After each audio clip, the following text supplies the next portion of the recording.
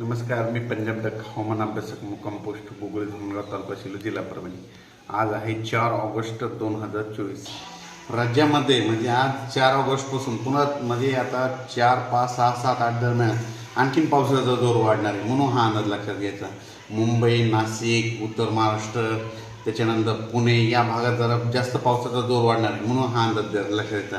त्याच्यानंतर परत सर्व शेतकऱ्याला सांगू इच्छितो की राज्यामध्ये म्हणजे 5, 6, 7, 8 दरम्यान काय झालं की ह्या 5, 6, 7, 8 दरम्यान राज्यामध्ये परत आणखीन पाऊस पडणार आहे. म्हणजे कोणत्या भागात कुर्डुवाडी, जत, सांगोला त्या भागात बऱ्याच ठिकाणी पाऊस कमी आहे. आता हा पाऊस तिकडल्या भागात देखील पडणार आहे, म्हणून ही एक त्यांच्यासाठी आनंदाची बातमी.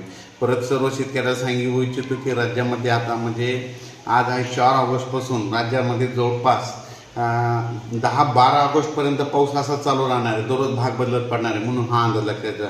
परत एक सांगू इच्छितो की काय झालं की बरेच जण म्हणतात की खंड पडणार. तर सर्वांना सांगू इच्छितो जे हे अंदाज बघतात त्यांना एक माझं सांगणं आहे की राज्यामध्ये असं या ऑगस्टमध्ये खंड वगैरे काही पडणार नाही, कारण की हा पाऊस राज्यामध्ये चालूच राहणार आहे. म्हणजे चालू म्हणजे काय होणार आहे, एकदा विदर्भात चालू राहील, उत्तर महाराष्ट्रात चालू राहील, अशा 2-3 विभागामध्ये चालू राहणार आहे. एकदम असं महाराष्ट्रातला पाऊस एकदम असा 15-20 दिवस बंद होणार नाही, म्हणून हा अंदाज लक्षात घ्यायचा. परत आणखीन एक सांगू इच्छितो, मराठवाड्याची तहान भागवणारं धरण म्हणजे जायकवाडी धरण हे नाथसागर.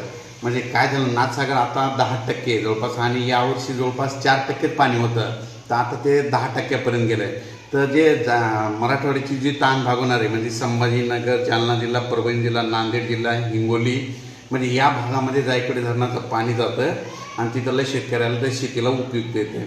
जायकवाडी जर भरलं तर ह्या 5-7 जिल्ह्याला खूप फायदा होतो, म्हणून मराठवाड्याची तहान भागवणार हे जायकवाडी धरण या म्हणजे आता ह्या ऑगस्टमध्ये 50% जाईल आणि त्याच्यानंतर सप्टेंबर, ऑक्टोबरमध्ये त्याची सरासरी कंप्लीट पूर्ण होईल. म्हणून हे अंदाज म्हणजे खास करून ही आनंदाची बातमी आहे, कारण की आता राज्यामध्ये पाऊस आता उत्तर महाराष्ट्राकडे वाढतच जाणार आहे. उत्तर महाराष्ट्रात पाऊस वाढला की तिथले धरणं जवळपास भरलेले आहेत, त्यांचं पाणी सोडावं लागणार आहे, त्याच्यामुळे ते पाणी जायकवाडीकडे येणार आहे. म्हणून ही मराठवाड्यातल्या शेतकऱ्यासाठी खूप आनंदाची बातमी. त्याच्यानंतर मांजरा धरण देखील म्हणजे यावर्षी सप्टेंबर, ऑक्टोबरपर्यंत ते देखील भरून जाईल, म्हणून ही देखील खास करून आनंदाची बातमी. पण राज्यामध्ये सांगायचं झालं तर असं एकदम असा खंड वगैरे काही पडणार नाही. फक्त काय होणार आहे, 8, 9, 10च्या दरम्यान फक्त मराठवाड्यामध्ये काही जिल्ह्यामध्ये सूर्यदर्शन होणार आहे आणि काही ठिकाणी ह्या 2-3 दिवसामध्ये थोडं सूर्यदर्शन होणार आहे. एकदम असा 10 दिवस पाऊस बंद होणार असा पाऊस बंद होणार नाही. म्हणून शेतकऱ्यांनी काय करायचं की काय झालं, इतका पाऊस चालू आहे काही ठिकाणी की त्यांचे पिकं सगळे पाण्या वाचून चालले. म्हणजे पाणी जास्त झाल्यामुळं शेतातून सोयाबीनमधून पाणी निघाले, कापसातून पाणी निघाले. म्हणून काय करा, जशी वेळ भेटेल तसं तुम्ही शेताची काळजी घ्या, खत वगैरे द्यायची तर ते देखील देऊन घ्या. पण राज्यातला पाऊस असा एकदम असा बंद होणार नाही, म्हणून हा अंदाज लक्षात घ्या. खास करून पुणेकरांनी बी आज ह्या म्हणजे 8 तारखेपर्यंत काळजी घ्यायची गरज आहे, कारण की काय झालं की आता ह्या 2-3 दिवसामध्ये 4 तारखेपासून ते 8 तारखेदरम्यान जवळपास पुणे, मुंबई, नाशिक, उत्तर महाराष्ट्र, नंदुरबार, धुळे, नगर जिल्हा, त्याच्यानंतर संभाजीनगर इकडं या भागात चांगला पाऊस पडणार आहे, म्हणून ह्या अंदाज लक्षात घ्यायचा. आणि त्याच्यानंतर पूर्व विदर्भातले 6 जिल्हे आणि पश्चिम विदर्भातले 6 जिल्हे दररोज भाग बदलत मात्र चांगला तुमच्याकडं पाऊस पडणार आहे. ज्या ज्या ठिकाणी ऊन पडेल तिथं मात्र जोराचा पाऊस येणार आहे, म्हणून हे अंदाज लक्षात घ्यायचा.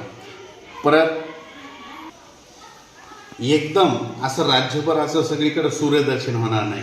तर काय झालं की यावर्षी कंटिन्यू मला तर वाटतं जसं 1998-99ची पुनरावृत्ती होती काय, कारण की 1998-99च्या दरम्यानमध्ये काय झालं होतं, एकदा पाऊस सुरू झाला होता आणि ते डायरेक्ट म्हणजे सप्टेंबरपर्यंत चालू राहिला, म्हणजे सारखा चालू राहिला.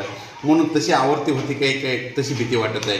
तर परत एक सांगू इच्छितो की राज्यामध्ये काय झालं, हे पाऊस म्हणजे बंद कुठं होणार आहे. समजा ज्या भागामध्ये थोडा कमी प्रमाणात पाऊस पडायला लागला आहे, म्हणजे काही भाग असा आहे की तिथं कमी पाऊस आहे, तिथला थोडा ह्या म्हणजे 8-9 तारखेदरम्यान तिथं सूर्यदर्शन होईल.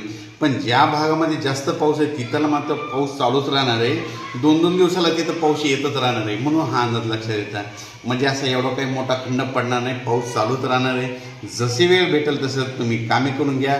आणि परत एक सांगू इच्छितो की पाऊस मोठा पडल्याच्यानं नदीच्या पुलावर पाणी येतं, पुलाच्या फरशीवर पाणी आल्यास पुढे जाऊ नका, स्वतःचा जीव धोक्यात घालू नका, म्हणून हे देखील सांगू इच्छितो.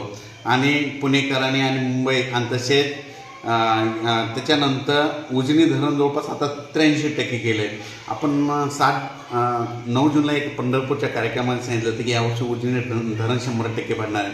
तर उजनी धरण जवळपास मायनस असून आता प्लसमध्ये 83% गेलं आहे. तर उजनी धरण आता आणखी 2-4 दिवसात भरतंय. 2-4 दिवसात भरल्याच्या नंतर म्हणजे 8 तारखेपर्यंत भरून जाईल. मग त्याचं पाणी सोडावं लागणार. त्याचं पाणी भीमा नदीत सोडावं लागणार.